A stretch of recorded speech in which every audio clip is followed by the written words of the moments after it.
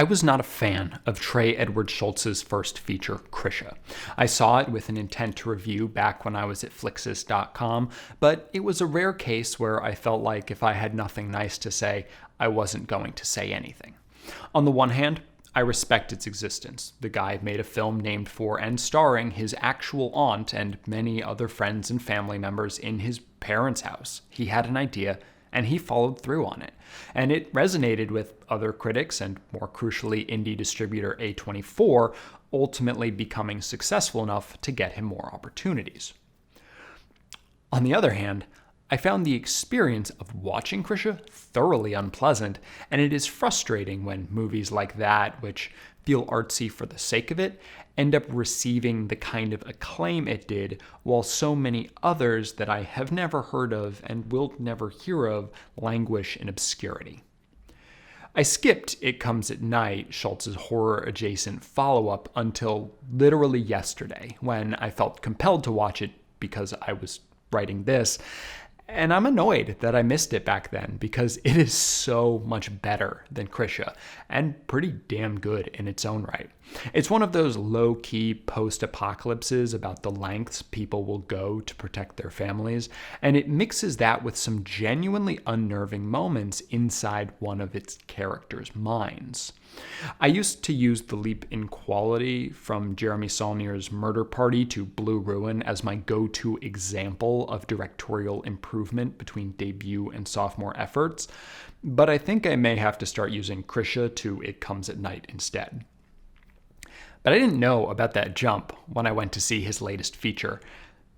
To be honest, I didn't even know he had directed the movie I was going to see until I was on my way to the theater, at which point I was kind of annoyed, but it was a bit too late to back out.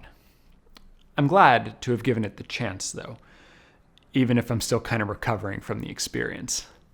Hello, by the way, and welcome to the Week I Review. You can call me Style Over Substance, and today I'm talking about waves. It begins with the sound of a roller coaster, that movement of a chain pulling the cars to their first hilltop. You hear an amusement park in the background, but we're not there. Instead, we're on a street as a young girl, Emily, rides her bike. It's an intense sound for such a quiet moment, but it does set up the thing that we are about to see. I said that this film mixes genres earlier, but that isn't quite true. The two styles mix about as well as oil and water. Waves is effectively two radically different movies in one, separated but inextricably linked by a tragedy that comes at its midpoint. Arguably, the entire roller coaster ride happens in the first 70 minutes, where it embraces a kind of carnival aesthetic. It's been compared to Euphoria, and not unreasonably, although Schultz is quick to point out that Waves was shot first, and indeed cinematographer Drew Daniels used Waves to get hired on 2 episodes of Euphoria and not the other way around, though it feels less clearly motivated in its artistry than that show. One of the things I hated about Krisha was the way it switched aspect ratios at what felt like arbitrary times. The technique's use in It Comes at Night is far more subtle and therefore seemingly less necessary, but ultimately inoffensive. With Waves, he went real hard, shifting aspect ratios at least 4 separate times, starting at 1.85 to 1, going to scope, but like an extreme wide that was 3 point something to 1, then to 4:3 and back again. Of note is the fact that the trailer is entirely in 1.85 to 1, meaning that their marketing is showing very different versions of certain shots than the film does.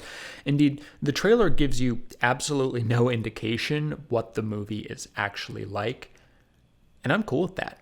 Where Krisha felt like it was using the changes just to be different, some of those changes in Waves felt genuinely motivated. So that's a marked improvement. I don't think the final film is better than it would have been if it had stayed with 1 aspect ratio, but I don't think it's worse either. Here, it's important to explicitly mention 2 things in case someone is listening to this video rather than watching because they find my facial movements distracting. The family that it chronicles, the Williamses, is black. Writer-director Trey Edward Shults is white. So Waves is a movie about a tragedy that befalls a black family made by a white man, which is a choice. The impetus behind the choice is actually more interesting than I expected. According to a notably defensive interview he did with Jezebel, he wrote the first draft without a clear identity in mind, knowing only that he wanted to cast Kevin Harrison Jr., who starred in It Comes at Night. After the first draft was done, he gave Harrison the script along with a choice. He could play Tyler, the family's son/person whose descent we see, or Luke, the awkward romantic whose story overtakes the film's second half. Harrison chose Tyler. Lucas Hedges would eventually be cast as Luke, making him the only white person in the primary cast. Which is all to say, Waves was not conceived as a black story. Indeed, Schultz says many of its elements are straight-up autobiographical, specifically as they relate to Tyler and the Williams' overall dynamic, from his time as a wrestler who sustained a serious injury to his uncomfortable relationship with his stepfather. And so, despite some input from Harrison, as well as other members of the cast, including patriarch Sterling K. Brown, whose episode of Saturday Night Live early last year was, no joke, one of the best they've had in a long time, it was inevitable that the story would be more universal, and by universal, he definitely means white, whether he wanted to or not. Like, I clearly have no understanding of the complexities of the Black experience, and so films about that keep me at arm's length. That doesn't mean I can't or don't love them, but I'm aware of what is and isn't for me. And Waves felt like it was for me. This is probably why, as far as I can tell, emotional connection to the movie by other critics has been drawn down largely racial lines. White critics seem to love it. Critics of color, not as much. And when it comes to determining the impact of stories like this, their perspective matters a whole lot more than mine does. Moonlight, this is not. The closest the movie gets is a speech Brown gives about how much harder Tyler has and will have to work to succeed because of the color of his skin. This is a powerful and raw and completely inconsequential speech. It's this true-to-life moment that you feel at the time, but realize later on has nothing to do with the movie or what happens in it. Throwing in an angry white woman calling Tyler a slur in the context she does seems like racist window dressing, but there's not even that. Much more consequential is the way a confrontation with the police and ultimately criminal justice system at large play out, and his race seems to not be a factor in any of it. One could possibly consider the sentencing on the harsh side and therefore a consequence of his race, but extenuating circumstances and Florida make me leery of giving the film even that.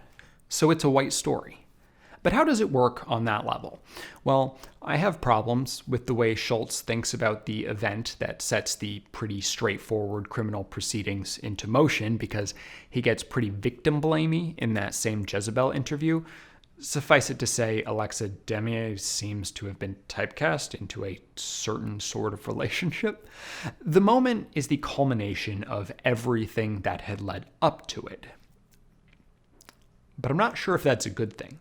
Tyler is supposed to be a complex individual, but there's not much there. He wants to get out and start his life, and he refuses to accept anything that may stand in his way.